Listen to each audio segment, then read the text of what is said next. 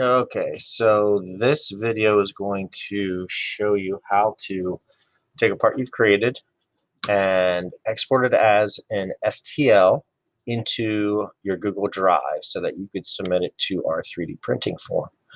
The STL is our stereolithography part, which basically that file is a sliced version of your part.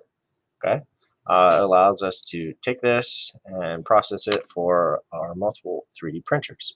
So here's what we do. You go over here into your parts tree and you right click, export,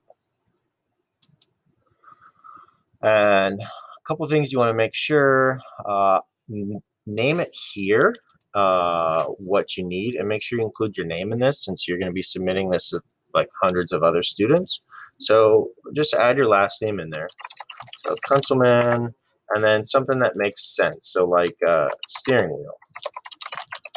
That way when we have piles and piles of STLs, we know what's what.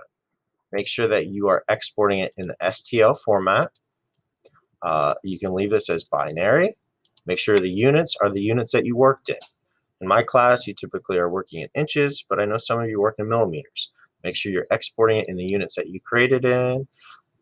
Resolution, fine is great. And you should have your Google Drive synced to your Onshape account. If not, you need to watch another video on how to do that first. And make sure that this says store file in Google Drive.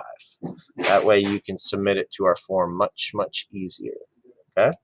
And then hit OK and choose where you would want to put this. I would create a folder specifically for your STLs if you would like.